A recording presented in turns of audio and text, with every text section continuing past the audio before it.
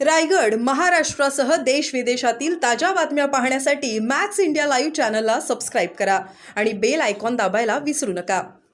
एक ही है तर नागपूरची घटना घडली होती त्याच्याबद्दल आपली काय प्रतिक्रिया? नाही, आता नागपूर शांत आहे आणि मी मीडियाला, नेत्यांना, सर्वांना नम्र विनंती करतोय की आता आपण भडकाऊ भाषण किंवा प्रतिक्रिया देताना संयम वागावा.